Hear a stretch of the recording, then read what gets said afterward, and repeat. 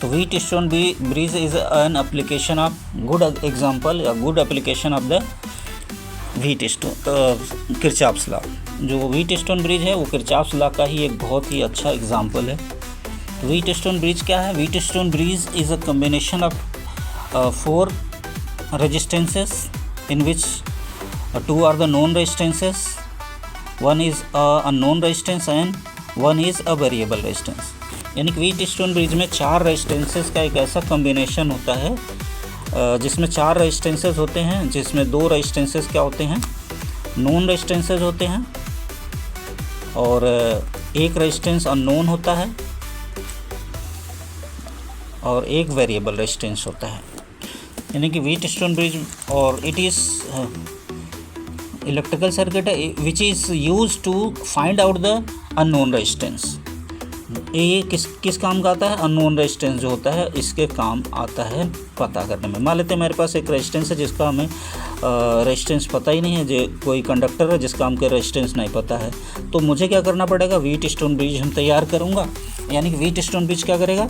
Wheat stone की bridge की help से हम इस अननोन रेजिस्टेंस का रेजिस्टेंस प्राप्त कर सकते हैं। अननोन कंडक्टर का रेजिस्टेंस हम लोग प्राप्त कर सकते हैं। कोई भी रेजिस्टेंस है तो उसका कितना रेजिस्टेंस है उसे हम व्हीट स्टोन ब्रिज से कैलकुलेट कर पाएंगे। तो यानी व्हीट स्टोन ब्रिज का क्या है? एक इलेक्ट्रिकल नेटवर्क है 4 रेजिस्टेंसेस का, जिसमें किसी अननोन रेजिस्टेंस के रेजिस्टेंस को फाइंड आउट करने में हेल्प करता है।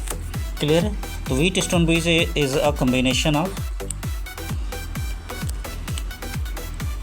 थोड़ा सा नोट्स में भी लिख लेते हैं इसमें तो आपको और भी हेल्प मिलेगा। तो नोट्स में थोड़ा सा इसके बारे में लिख लीजिए, व्हीट स्टोन ब्रिज के बारे में।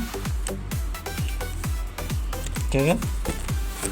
To measure the known resistance in a circuit,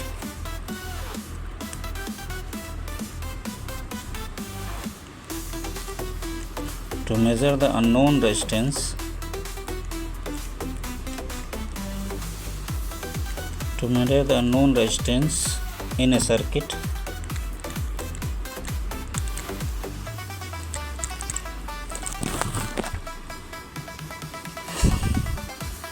Samuel Hunter Christie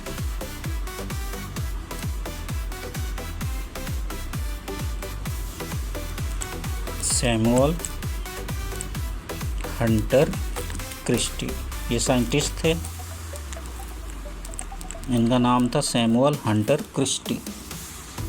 इन्होंने ही जो है, सैमुअल हंटर क्रिस्टी ने ही जो है व्हीट स्टोन ब्रिज को जो है तैयार किया था, इन्वेंट किया था। Samuel Hunter Christie invented Wheatstone bridge.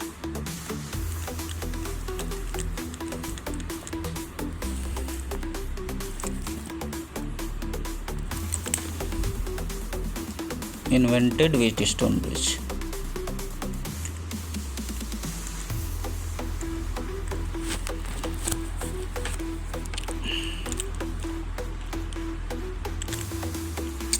क्या प्रॉब्लम? Wheatstone bridge. अगर देखिए सैमुअल हंटर क्रिस्टी ने इन्वेंट किया तो नाम इसका व्हीट स्टोन ब्रिज क्यों? एक्चुअली ये इन 1833 1833 में उन्होंने किया था। लेकिन Charles Wheatstone, but Charles Wheatstone ये दूसरे साइंटिस्ट थे। इन्होंने क्या किया? इसको पॉपुलराइज किया। चार्ल्स व्हीट स्टोन पॉपुलराइज्ड, यानी इसको फेमस कर दिया। Charles wheat stone popularised it in 1843। यानी 1833 में सैमुअल हंटर क्रिस्टी ने जो है व्हीट स्टोन ब्रिज को बनाया था, इन्वेंट किया था, और उसे व्हीट स्टोन ब्रिज ने ज़्यादा प्रैक्टिकल करके और इसको पॉपुलराइज किया, इसीलिए इसका नाम पड़ा wheat stone bridge. Wheat stone के रेस्पेक्ट में इसका नाम पड़ा व्हीट स्टोन ब्रिज। ठीक है ना? चार्ल्स व्हीट स्टोन ने इसको इन्वेंट किया था 1843 में। ठीक है ना? अब व्हीट स्टोन ब्रिज है क्या? Wheat stone bridge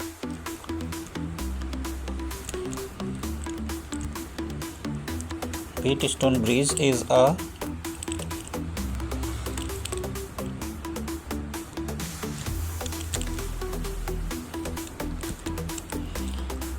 Wheatstone bridge is a circuit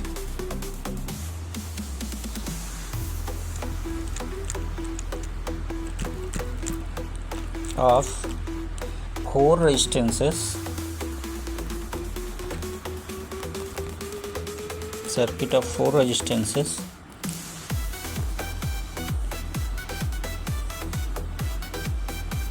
in which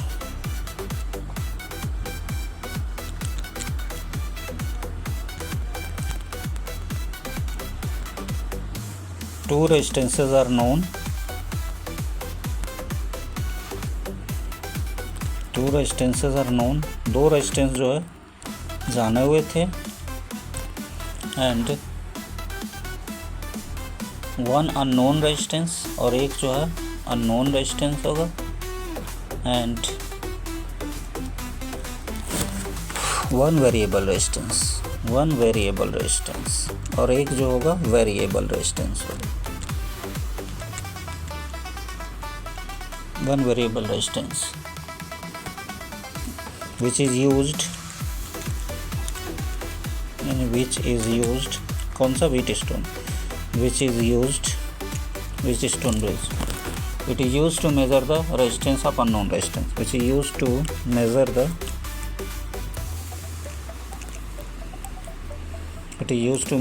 unknown resistance.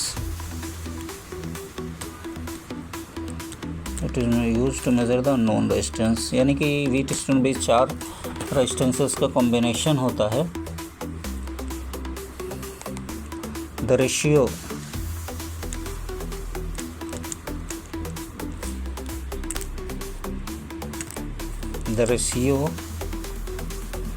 of resistances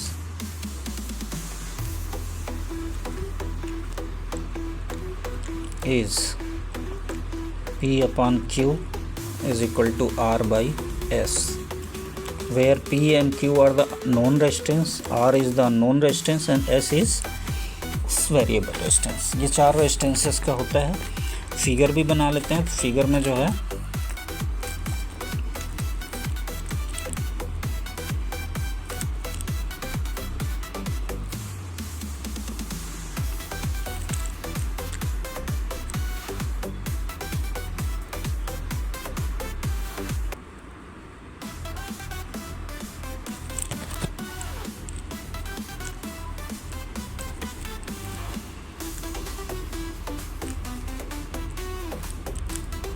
थोड़ा सा अलग ढंग से और बनाना होगा।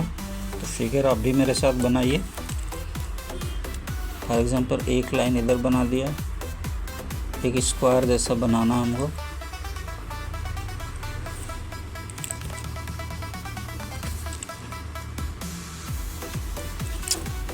एक लाइन और ड्रॉ करेंगे हम।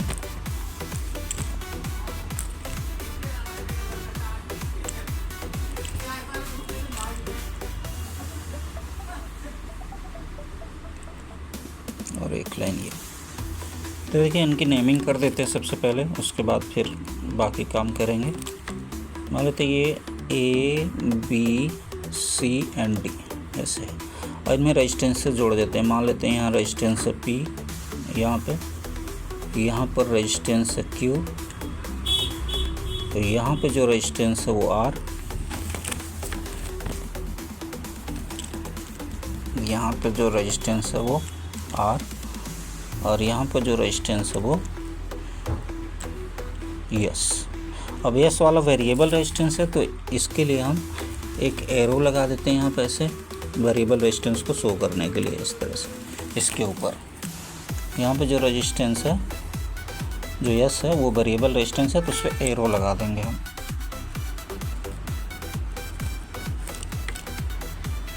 क्यों, ये देखिए Q है आपका PQ, और ये हमारा R हो गया, और S यहाँ पे बनाएंगे।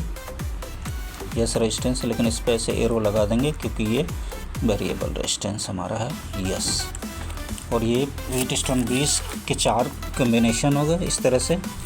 और बीच में जो है एक गैल्वेनोमीटर को हम लोग क्या करते हैं, कनेक्ट कर देते हैं। डायगोनली, BD डायगोनल पर एक गैल्वेनोमीटर कनेक्ट रहता है और ये बैलेंस कंडीशन पर काम करता है। इसी रिलेशन होता है कि resistance P upon resistance Q is equal to होता है resistance R upon resistance S। यही रिलेशन है, इसी को हम चलेंगे, इसका प्रूफ करेंगे। अगर यहाँ से R निकालना हो तो क्या हो जाएगा, PS अपॉन Q। ठीक है, इस तरह से R जो है, PS नोन है, Q वेरिएबल रेजिस्टेंस है, ये भी पता चल जाएगा। इस तरह से R हमें फाइंड आउट कर लेंगे। चले अब चलते हैं, what is the principle of the Wheatstone bridge. Principle, on which principle Wheatstone bridge works. Principle on which Wheatstone, the Wheatstone bridge works on the principle of null deflection, that is when ratio of resistances connected becomes equal, then no current flows through the galvanometer. This condition is called balanced condition। यानी कि ये null deflection किस principal पे काम करता है, Wheatstone works on the null deflection, works on the principle of null deflection। और null deflection कहता है कि when there is no current flowing through the galvanometer, then P upon Q will be equal to R by S। यानी कि जब resistances का ratio अगर equal हो जाता है उस समय जो है गैल्वेनोमीटर से करंट नहीं फ्लो होगी। जब गैल्वेनोमीटर से करंट नहीं फ्लो होती उसी को हम कहते हैं नल डिफ्लेक्शन। तो व्हीटस्टोन ब्रिज जो है नल डिफ्लेक्शन पे काम करता है, वर्क करता है। इसे ही हम बैलेंस कंडीशन भी कहते हैं, इस कंडीशन को हम बैलेंस्ड कंडीशन भी कहते हैं। अब derivation of Wheatstone bridge important, यहाँ से आगे जाएंगे हम। तो व्हीटस्टोन ब्रिज का डेरिवेशन,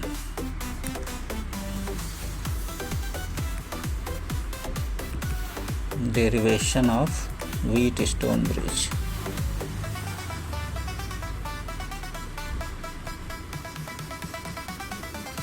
जो व्हीटस्टोन ब्रिज रेशियो, जो व्हीटस्टोन ब्रिज रेशियो है उसी का हम डेरिवेशन करने जाएंगे।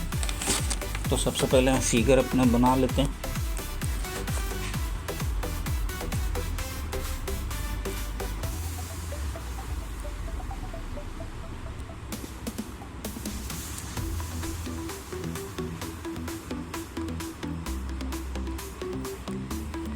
आई होप आप हमसे अच्छा फिगर बना लेंगे, तो अच्छा फिगर बनाइए।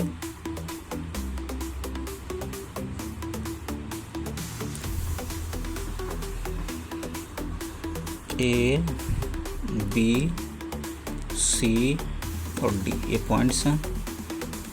बीच में हम गैल्वेनोमीटर को कनेक्ट करेंगे, तो यहाँ पे बीच में हमारा गैल्वेनोमीटर G कनेक्ट होगा। मान लेते हैं यहाँ सर्किट में, बाहर सर्किट में इस तरह से पावर सप्लाई किया गया है यहाँ से, तो करंट यहाँ से फ्लो हो रही है। मान लेते हैं करंट यहाँ सर्किट में कितनी है, I करंट फ्लो हो रही है। यहाँ पे करंट I1, यहाँ पर करंट मान लेते हैं I2 है। इस वाले में करंट को हम I3 मान लेते हैं। इस वाले गैल्वेनोमीटर में करंट को IG मान लेते हैं। यहाँ पे करंट को I4 मान लेते हैं। इस तरह से ये करंट फ्लो हो रही होगी और यहाँ बाहर में टोटल करंट I के इक्वल ही जाएगी बाहर में। तो ज़रा देखें, फिगर को ध्यान से देखेंगे तो आपको समझ में आएगा। अब हम क्या करेंगे, अप्लाई किरचॉफ्स जंक्शन रूल। तो सबसे पहले हम किरचॉफ्स के, हमने कहा पहले ही बोला था कि जो व्हीटस्टोन ब्रिज है it is an application of the Kirchhoff's rules. तो अप्लाई किरचॉफ्स जंक्शन रूल।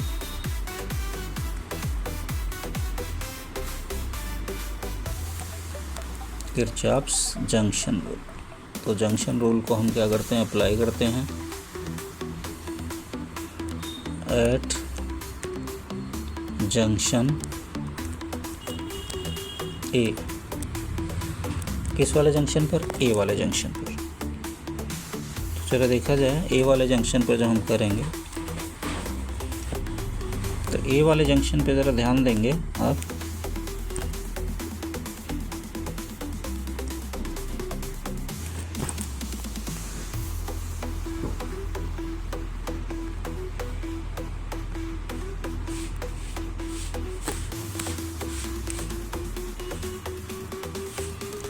देखिए ज़रा, ए वाले जंक्शन पर यहाँ पर, तो यहाँ पे करंट आई इनकमिंग करंट है, I1 और I2 जो है आउटगोइंग करंट है।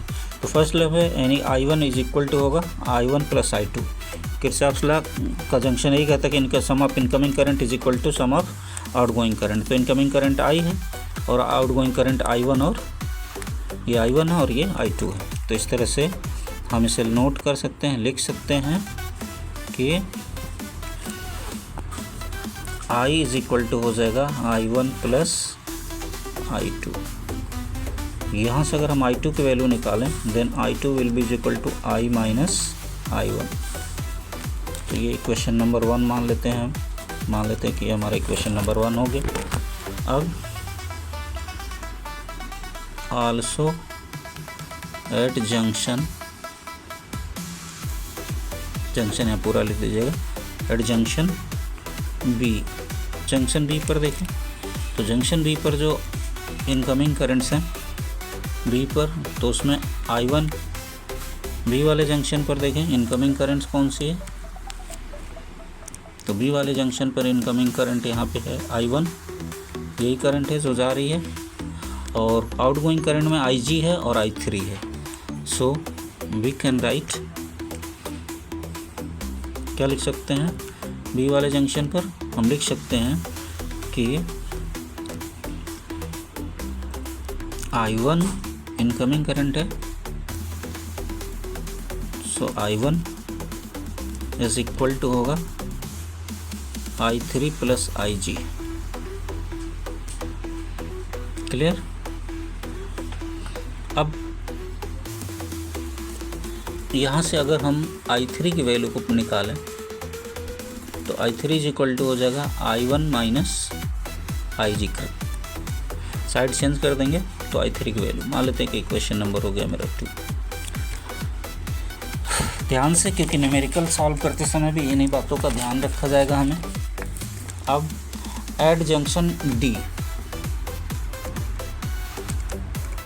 एट जंक्शन डी के हिसाब से लागू, अब डी जंक्शन पर लगाएं तो डी जंक्शन पर ज़रा ध्यान दें तो हमारी करंट कौन कौन सी है, तो देखें तो डी जंक्शन पर यहाँ पे जो करंट्स हैं, तो यहाँ पर तो इनकमिंग करंट IG है, इनकमिंग करंट I2 है, और आउटगोइंग करंट क्या है I4 है। तो I2 plus IG is equal to हो जाएगा I4, क्योंकि इनकमिंग करंट IG और I2 है। तो इस तरह से हम लिख सकते हैं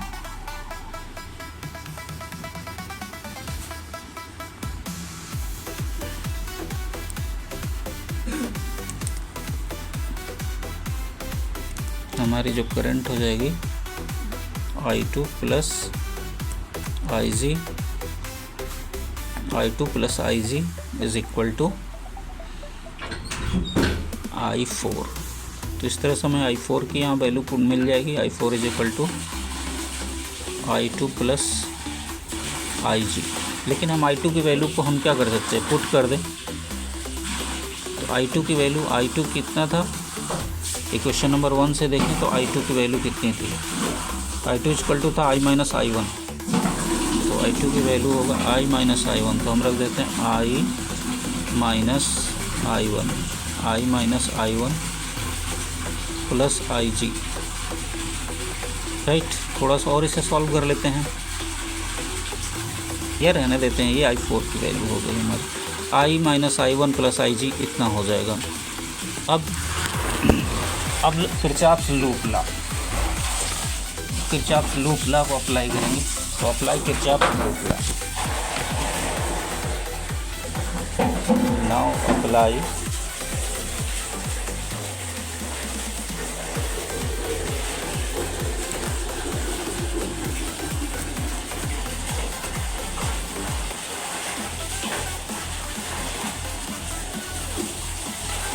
Kirchhoff's loop law in loop ABDA,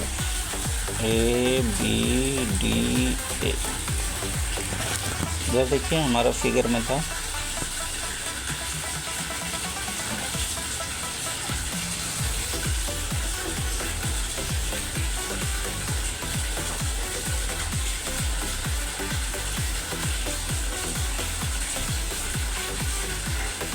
यही था, ए था, बी सी डी। तो हमारा लूप कौन सा होगा, ए बी डी। इसमें यहाँ पे करंट इधर फ्लो हो रही थी I1, इधर IG करंट। तो अब जब हम किरचॉफ्स लूप लॉ लगाएंगे, इधर जा रही है हमारा A to B, फिर B to D, फिर D to A, ये हमारा ट्रावर्स होगा। तो इस ट्रावर्स में देखें ध्यान से, हम नोट करेंगे, हम अपने जो रूल है उसको अप्लाई करेंगे। तो रूल्स को जब हम अप्लाई करेंगे तो ज़रा देखें, हम अपने फिगर पे चलते हैं। तो यहाँ से हो जाएगा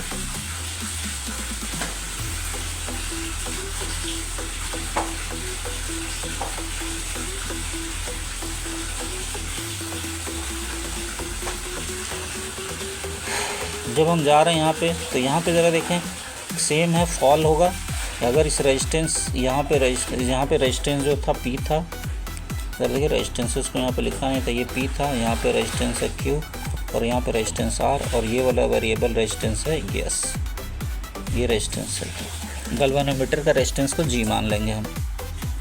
कलर बदल देता हूँ मैं, ब्लैक कलर से लिख देता हूँ, ये P हो गया, ये हमारा Q रेजिस्टेंस, ये रेजिस्टेंस R और ये रेजिस्टेंस है S। ये वेरिएबल रेजिस्टेंस है, वेरिएबल रेजिस्टेंस पे एरो लगा दीजिएगा। तो ये हो गया। तो यहाँ देखें I1 इंटू P हो जाएगा, I1 इंटू P, और सेम डायरेक्शन में है तो नेगेटिव होगा। फिर यहाँ से देखें सेम डायरेक्शन में है तो ये भी माइनस होगा, IG इंटू G, और यहाँ पे देखें अपोजिट डायरेक्शन में तो I2 इंटू R पॉजिटिव होगा। इसी बात को लिखेंगे I1 into P plus IG into G minus I2 into R equal to 0। तो इसी बात को हमें नोट करना होगा, तो लिख देते हैं क्या क्या होगा हमारा।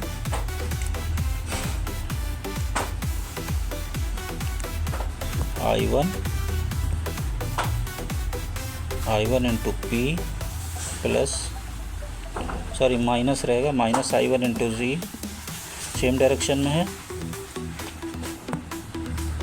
आगे वाला भी माइनस है, minus IG into capital G plus I2 into R all is equal to 0। ठीक है ना।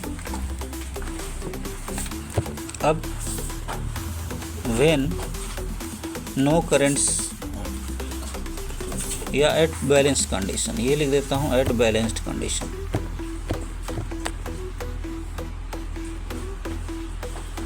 Eight balanced condition.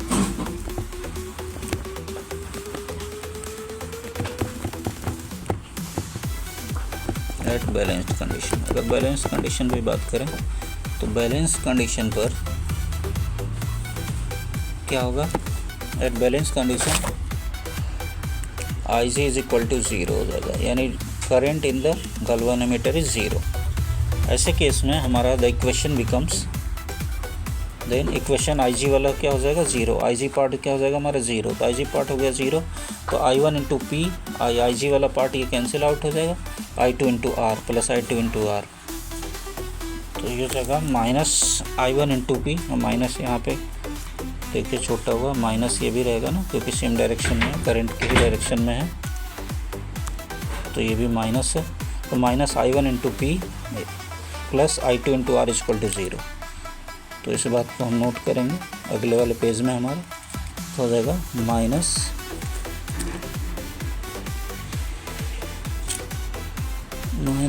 I1 into P plus minus I1 into P plus I2 into R is equal to 0, या हम कह सकते हैं हमारा ये हो जाएगा IP पॉजिटिव, उधर कर देता हूँ माइनस होगा, दोनों पॉजिटिव लिख दूँगा, equal to I2 into R, या IP, ये I1P है sorry, so I1P is equal to हो जाएगा I2 की वैल्यू, तो I2 की वैल्यू था I minus I1 into R। This is the equation number 3, 4 जो भी है मान लेते हैं, आप मान लेते हैं इक्वेशन नंबर 3 हो गया। अब अप्लाई लूप लॉ, अब अगले वाले लूप में बात करेंगे कि apply loop law in loop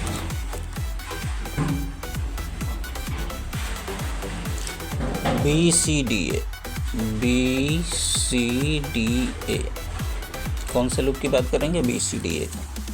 यहाँ पे जो था हमारा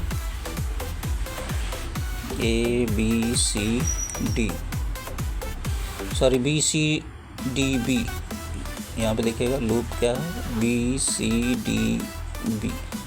हम इससे बात कर रहे हैं, यहाँ पे B है तो ये B to C, C से D, D to B, तो BCDB इस वाले में बात कर रहा हूँ। तो देखें यहाँ से हम ट्रांसफर जा रहे हैं, B to C जा रहे हैं और करंट इसी डायरेक्शन में फ्लो रही है, तो इसमें जो रेजिस्टेंस होगा उसको नेगेटिव लेंगे। यहाँ देखें तो करंट जो है अपोजिट डायरेक्शन, क्योंकि करंट इधर फ्लो हो रही है और हम ट्रांसफर C to D कर रहे हैं, तो इसको नेगेटिव, तो इसको पॉजिटिव लेंगे यहाँ पे। और यहाँ पे ज़रा देखें यहाँ पे, तो यहाँ करंट भी यहाँ भी अपोजिट हो रही है, तो इसको भी हम लेंगे पॉजिटिव। तो यानी ये वाला माइनस में रहेगा, यहाँ C to D वाला जो रहेगा वो पॉजिटिव, और ये भी गैल्वेनोमीटर के अंदर जो रहेगा वो उसको भी हम पॉजिटिव ही लेंगे।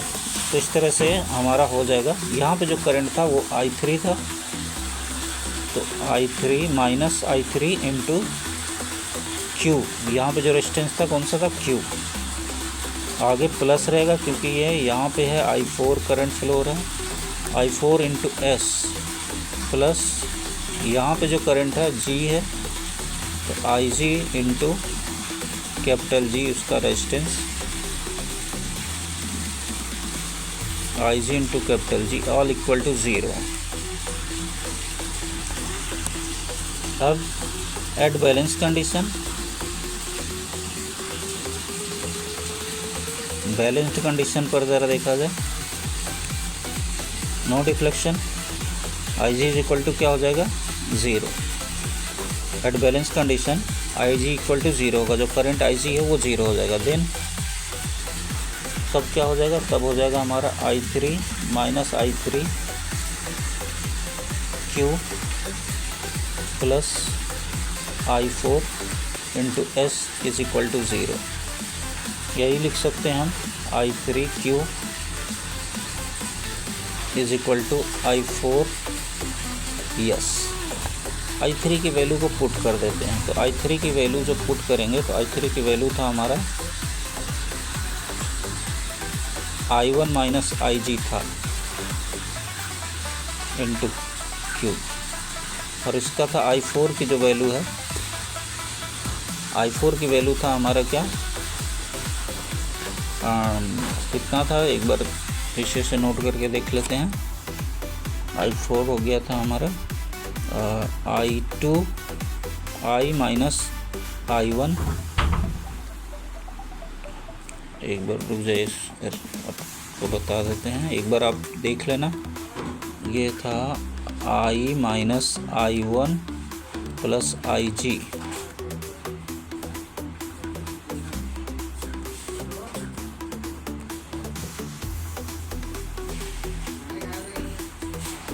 ये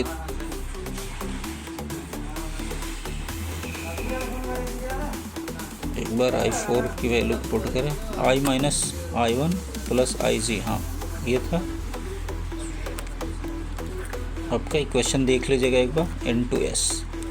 अब ऐसे केस में ज़रा देखिए G, तो सिंस IG इज 0,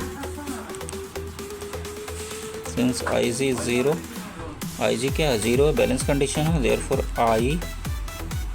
ये I1 था, सॉरी I1 नहीं, I माइनस IG। तो देखा जाए ये हो जाएगा हमारा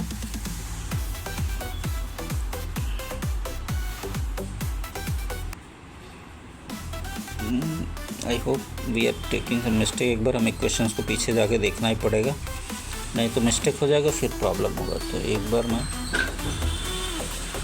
डिलीट करके सबसे पहले पीछे चलते हैं, पीछे के पेज में देखते हैं हमारा इक्वेशन नंबर 1 में क्या था।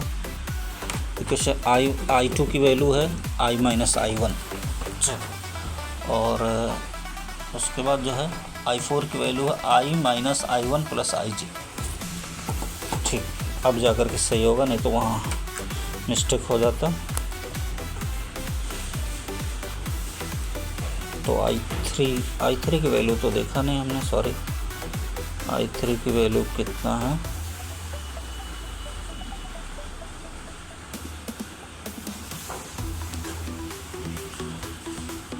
I3 है I1 माइनस IG, I3 है I1 minus IG,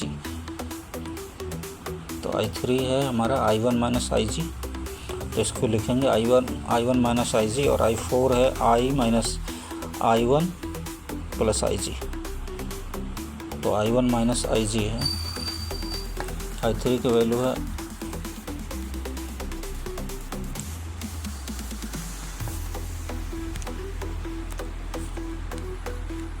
I1 minus IG into Q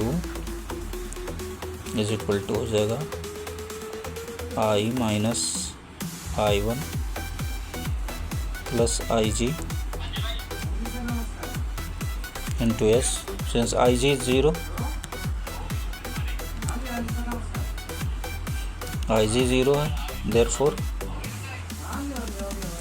I1 Q is equal to हो जाएगा I माइनस I1 1S। इस इक्वेशन नंबर हम मान लेते हैं 4। अब divide 3/4, divide equation 3/4, divide equation 3/4, 3 को 4 से डिवाइड कर दे, तो वहाँ पे था हमारा 3 को ज़रा देख लेते हैं हम। इक्वेशन 3 जहाँ पे माने थे तो वो था I1P लेफ्ट में, और उधर था I माइनस I1R, तो इस तरह से जब यहाँ पे लिखेंगे तो हो जाएगा I1P अपान दूसरे वाले के लेफ्ट में, इसके लेफ्ट में क्या था I1Q था, तो हो जाएगा upon I1Q is equal to I minus I1R upon I minus I1 S. इस तरह से यहाँ ये कैंसिल आउट हो जाएगा, ये कैंसिल आउट हो जाएगा, बस P upon Q is equal to हो जाएगा R अपान यस, तो ये P upon Q is equal to R upon S. Finally आपका ये रिज़ल्ट आ गया, तो इसे एक बार देख लीजिएगा दोबारा।